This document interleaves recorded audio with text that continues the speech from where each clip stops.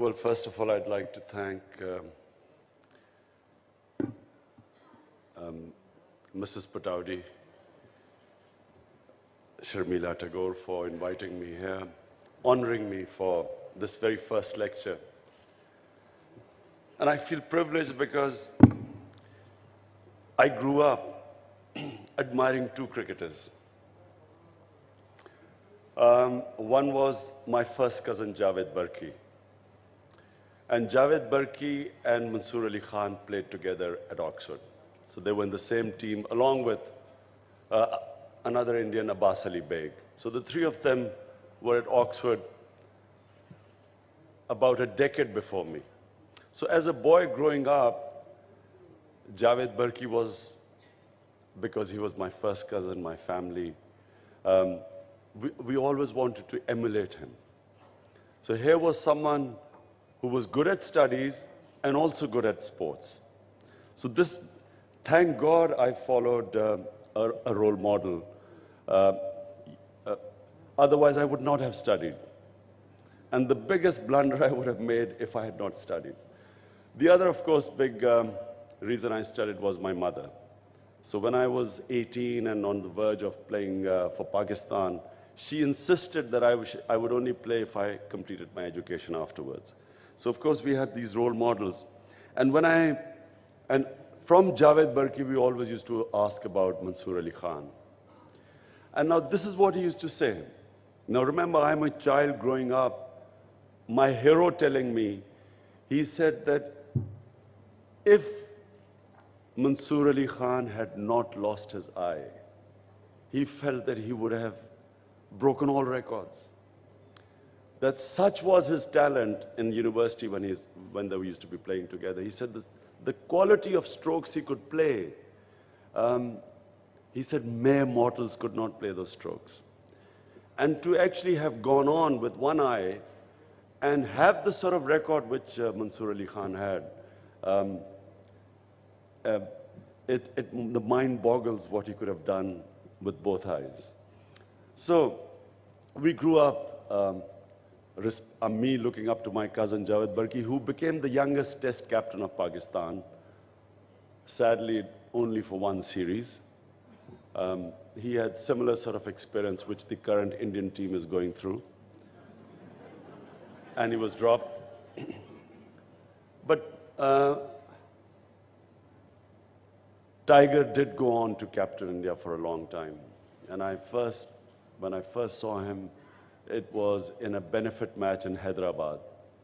I don't know what benefit, it was my first time in India, and it was my first experience meeting Tiger. And I had always looked up to him, this amazing, glamorous cricketer who was also educated. Remember, just for the audience, it is the most difficult thing to do, to play international sport as well as complete your university education. It is the most difficult thing to do. Those who have done it would understand how difficult it is. Because by the time you're 14 to 15, if you have to play international sport, you have such a focus. The obsession is such that everything else falls away. If you do not have the focus, you cannot make it. So then to force yourself to also study, it takes incredible willpower. But once you do it, you have a huge advantage over other sportsmen who haven't had university education. So the reason I succeeded in captaincy was mainly because I had this huge advantage of having quality education. Of course, I was privileged. I went to a school where we had the best playing facilities and we had quality education. So did Tiger. He also went to quality school, good sporting facilities and good education. Then, of course, I had this advantage, like him, going to Oxford. You could play first-class cricket, quality cricket, and then get a quality degree. And so it was such an advantage, and when I look back and I keep telling my boys that it is such an advantage to be able to do both, because both complement each other if you can do it. Education, the greatest thing education does, it structures your mind. Successful people, the advantage of, the reason why people are successful is because, not because how they handle success, how they handle failure. In failure, you should have the ability to be able to analyze your mistakes better than others. You should be your best critic. That power of analysis is sharpened by quality education. So I became my best critic. I could analyze, I didn't need to read the morning newspapers to tell me what had gone wrong. I could analyze my own mistakes. The same happened when I became the captain. I analyzed the team's mistakes better than others. And so you could correct them. Once you have the right analysis, you have the ability to correct them. Not everyone has this ability. I'll just give you an example how a wrong analysis can actually exacerbate failure. It can make things go from bad to worse. We were touring India in 1979. First time after 20 years, a Pakistan team had toured India. And such was the interest. I have never seen before or after more interest in a cricket series than I did in 79. I remember even side matches were jam-packed. Even in the side matches, you couldn't get into the stadiums. And of course, India, Pakistan, the pressure on the players was immense. So we came to India after beating India in Pakistan. We thrashed India 2-0. So we came here, we were on paper a much better team than India. We had Zaheer Abbas. I have never seen in my entire career a better timer of the ball than Zaheer Abbas. He was just, it's something, no matter how much you practice, you can never develop that timing. It's a gift from God, and he had it. And so he had just destroyed the Indian bowling attack. So we come to India, a lot of expectations, and of course, Zaheer started, he failed in the first match. And failed for him meant he only got about 40 runs. So for Zaheer Abbas, it was a failure. So the pressure he put himself under, he started failing. Now I'm sharing a room with him. So I'm exactly telling you what happened. How a wrong analysis can exacerbate your failure. So first, after a lot of thinking about what was going wrong, I saw him standing in front of the mirror and looking at his glasses. And so I said, "What are you doing?" He said, "I think I might be losing my eyesight." Anyway, he had it tested. His eyes were perfect. Again, he fell. The next match, he failed again. Again, he's coming. I'm looking at him in the dressing room, and he's testing his grip. There's something gone wrong with my batting grip. So I reminded him, he'd just broken all records in Pakistan. Again, he failed. Third test match, he failed. He comes to me and he says, "Look, Imran," and of course, he's failed because he's in bad form. I have a muscle injury, so I couldn't bowl. So he comes to me and he says, "Look, Imran, I've just discovered why you and I are not performing." He said, "It's black magic." And the great Zaheer Abbas, had himself dropped from the next test match because he thought he was under spell. So I'm just telling you the advantage university education has. I'm just sidetracking. It makes you, you are your best critic. Anyway, so I met Zaheer Abbas and I met Tiger Patadui in 1977. We were in awe of him. And as Bishan Singh Bedi said, I have never seen a more casual man than him. A cricket bat. Now look, you have to have a bat. The more you play, the more you realize that there are certain bats that fit you, the grip and so on. To just pick up a bat and just go into, it's unheard of in the cricketing world. But what Patadui had, what the current, in the cricketing world I'm talking about, what you miss now, is that cricket was not his bread and butter. It's very important to understand this, because if it becomes your profession, you will never take the risks to achieve great heights. You will always play it safe. For me, people who achieve great things in this world, whether it's in sport or anywhere, have that ability to take risks. You aim high, you take risks, and you develop this fearlessness that you think that whatever happens, you will be able to cope with it. What is called, which makes you invincible, is self-belief. You believe in yourself. You think whatever happens, you can overcome it. And so you take these risks, you take the fall, but you think you can pick yourself up and again take on anything. In my experience in county cricket in England, I found that this is what the bread and butter county cricketer, whose profession was county cricket, they refused to take risks because they were scared that it was a job.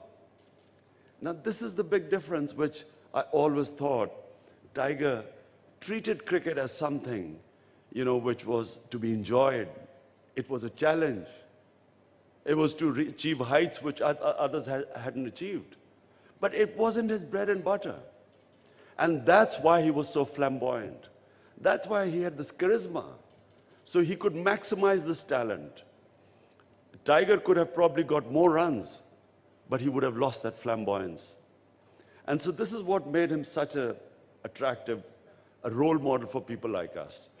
I again repeat, my mind boggles what he would have been if he could see from both eyes. Because anyone who has batted, and especially against fast bowling, even spinners, but fast bowling, there's no way you can have that same, with one eye you just cannot play fast bowling the way he did. I remember Ian Chappell met me, first time when I met Ian Chappell, and I asked him, because we were so curious about this enigma.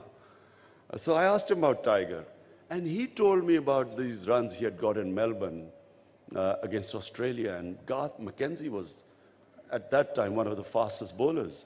And he just told me how he had just destroyed him with one eye. So a cricketer would really understand what a monumental task he had, not only to make the name he did with one eye. And I remember asking him how it happened, and it's just one of the freaks which happens in one's lives that stopped him from probably achieving double what he achieved. Today, I feel honored that I have been invited here to this first lecture. And I've been asked to talk about Indian cricket. At the moment, I'll just use one word for Indian cricket: consistent. To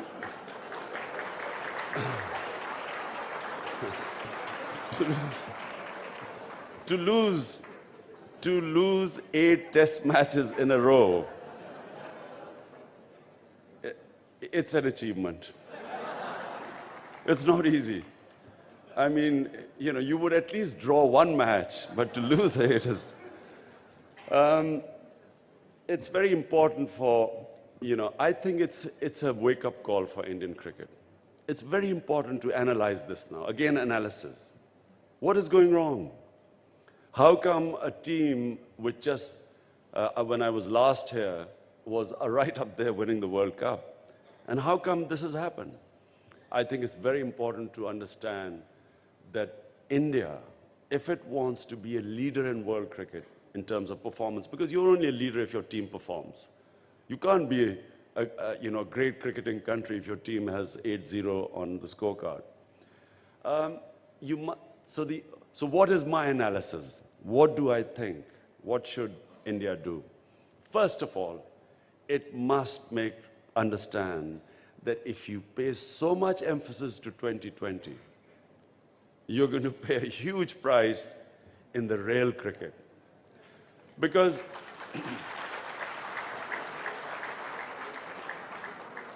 a test cricketer, or let me say, connoisseurs of cricket, They will only rate test cricketers. I don't even know what 2020 averages of any batsman, neither am I interested. I don't even know one-day averages of cricketers. But when I look at a test career record of a cricketer, that's how I evaluate him. Same with the team. Because as the name says, test cricket, it is the ultimate test of the total capabilities of a cricketer. Talent can excel in one-day cricket. Sheer talent you can do well in one-day cricket. But in a test match, not only is your talent tested, your technique is tested. In 2020, you can get away with a faulty technique, not in a test match. And then above all, your temperament is tested. And then there are two facets to temperament. One is, for instance, when I used to watch Sunil Gavaskar bat, I could almost see a computer at work. His mind was like a computer. You would be sort of looking at him, everything would be sort of being processed. The conditions, the playing condition, what the bowler is doing, which bowler to score runs off, when to score runs off, the total management of his innings. You need to have that mind to manage your innings. And that is a skill. It's a training of the mind. The other aspect of temperament, guts, fearlessness, determination. So you can have all the talent in the world. When that fast bowler starts running in, you're back in the pavilion. You only want to play against not the big boys. So it takes guts to face fast bowling. When I was at my peak as a fast bowler and I was running in, I would be looking at a batsman's eyes. Not his wickets, not his stumps, just his eyes. Because his eyes would tell me the state of mind he's going through. What is the state of mind? Is he, how brave is he?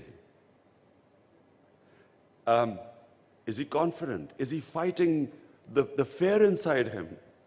So that's where only test cricket evaluates the total temperament, the character of a player. You can get away, as I said, you can in one-day cricket, in 20, you'll get away with things. You cannot in test cricket. You will be found out sooner or later. And so India has to decide, should it go this way, massive crowds, 2020, all the glamour, Bollywood, a lot of money. I did not, in 21 years of international cricket, I did not make as much money as a mediocre player does in IPL in one season. But it's not, and by the way, there's a lot of envy too. And this is, I think players should make as much. Before me, people even made less money than I did. So what? But your cricket should not suffer. You must have balance. You've got to balance this now. In 1990, I played an exhibition match in New York against India, and it got rain affected. So the match was reduced to 20 overs each. And there was an expatriate community watching it. And I thought, you know, they were poor people, they've been deprived, they've come to pay for this match, and it's been reduced to 20-20 match. I saw the crowd loved it. Their children who had never seen cricket, it was their first time they were seeing cricket, loved it even more. So I thought, this is the way of introducing cricket to non-cricket playing countries. I wrote to Kerry Packer. I said, you know, I said, look, let's just have a 2020 series in the United States to introduce cricket to the Americans. Because it's the same duration of a baseball game, but much more action-packed and would make great television. Because Kerry Packer came into cricket because of television. So Kerry Packer really, you know, we discussed the idea and we thought about it, but sadly he fell ill and so the idea fell through. Little did I realize that 20 years later, the same concept would be introduced to cricket-playing countries. I thought it would be for non-cricket playing countries. I didn't realize that cricket playing countries would be sort of running to watch 2020 matches. But it has its advantages. 2020, you're going to pull new people in, people who don't understand cricket. It's the best way to introduce them to cricket is 2020. But if this overtakes everything, if I'm a young cricketer, I'm all sort of, I've broken into the cricket. Who had never seen cricket, it was the first time they were seeing cricket, loved it even more. So I thought, this is the way of introducing cricket to non-cricket playing countries. I wrote to Kerry Packer. I said, I said, look, let's just have a 2020 series in the United States to introduce cricket to the Americans. Because it's the same duration of a baseball game, but much more action-packed and would make great television. Because Kerry Packer came into cricket because of television. So Kerry Packer really, we discussed the idea and we thought about it, but sadly he fell ill and so the idea fell through. Little did I realize that 20 years later, the same concept would be introduced to cricket playing countries. I thought it would be for non-cricket playing countries. I didn't realize that cricket playing countries would be sort of running to watch 2020 matches. But it has its advantages. 2020, you're going to pull new people in, people who don't understand cricket. It's the best way to introduce them to cricket is 2020. But if this overtakes everything, if I'm a young cricketer, I'm all sort of, I've broken into the cricket scene, and I'm watching these massive crowds in 2020 cricket, plus Bollywood actresses. And there I'm watching test matches, empty stadiums, 5 days of hard slog. So I'm going to be tempted. I'm thinking, this is the cricket where I'm going to prepare myself. And the way I will prepare myself for 2020 cricket is completely different to how I have to prepare myself for a test match. Because 2020 cricket means, yes, I'll develop my strokes, I'll be a good fielder, it's a plus point. I'll run in between the wickets, I'll work on my fitness. And if I'm a bowler, I will just try and develop variety so that the batsman can't line me up. I only have to bowl 4 overs. So I'll just bowl different deliveries so batsman can't hit me for sixes. But I won't know how to take wickets. And this is the problem the current Indian team has. They cannot take 20 wickets in a test match. In fact, they haven't even taken 10 wickets in one innings most of the time. So how are they going to win a test match? Because if you are geared to 2020, the technique is completely different. And the batsman, if he's just going to go learn to play shots, but not develop a defense, he's not going to last in test cricket. So the balance in Indian cricket has to be right. And may I be bold enough to suggest that the same format you have for 2020 should go into your first-class cricket. Because if you reduce the number of teams, even get foreign players, reduce the number of teams, raise the standard per team, and make your top 6 teams compete like the way you do in 2020, India will be a formidable test cricketing force. Because why is Australia consistently the best cricket team in the world? Because I played Shield cricket and I discovered why. Because all their talent is pooled in 6 teams. And so the 6 teams compete with not that many matches, but they compete against each other with such aggressiveness and competitiveness that it is that competitive cricket that produces test cricketers. And it's the longer form of cricket. It's 4-day cricket. So they are tested. So any Australian cricketer that excels in Shield cricket automatically becomes a test cricketer. In India, in Pakistan, there is such a big jump from first-class cricket to test cricket that, our domestic cricket just does not develop test cricketers. It's a huge jump.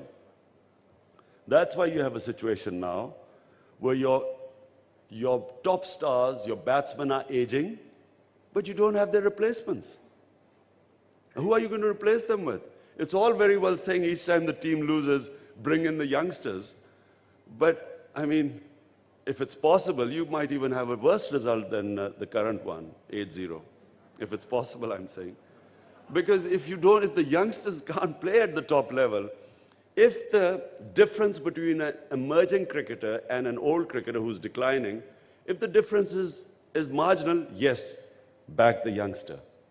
But if there's a big gulf between the two, how are you going to bring the youngster in? And you don't even know, because when you bring a young player in, you don't know whether he's going to make it or not. So you're taking a big risk.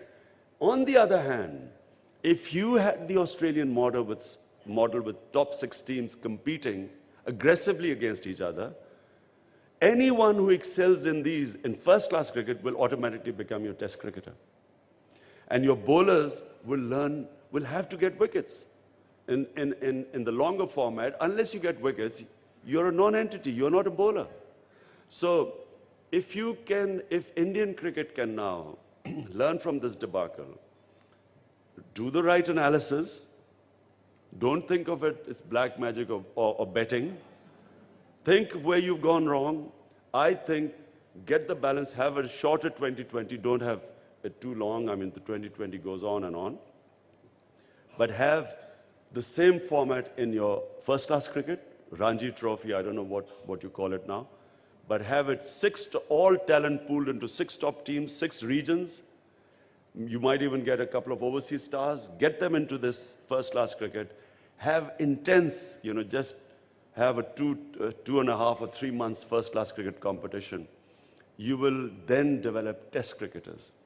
And unless you develop test cricketers, India can never be a cricketing force. You will be judged, world cricket will judge you on your test cricket performance, not on 2020. And World Cup is once in 4 years. So what happens in those 4 years? Even if you're now world champions, if you keep getting thrashed, you won't be rated. So finally, again, thank you very much for inviting me here. This is a real honor for me. Someone who I looked up to, Mansoor Ali Khan, and then subsequently, of course, we met again and again when he would come and commentate. Always crisp comments, cynical, typically Tiger, but always intelligent. Thank you for that. And for Indian cricket, there are lessons to be learned. Every debacle, every crisis is an opportunity to improve yourself. This is probably a wake-up call to get your structure right. There are no shortcuts. There are no shortcuts. You have to get your system right. You've got to have a proper, competitive, domestic, first-class cricket structure. I've been saying this for 30 years in Pakistan. For 30 years I've been saying it, and for 30 years, I've stopped saying it last 5 years because I knew that they can't do it. But I know that you must get your structure right now, because there is a tsunami in the name of Tehreek-e-Insaf government coming into Pakistan in the next elections. And when it does come, we will fix our structure. And if you don't fix yours, you are going to get a lot of thrashing. Bad times ahead for you.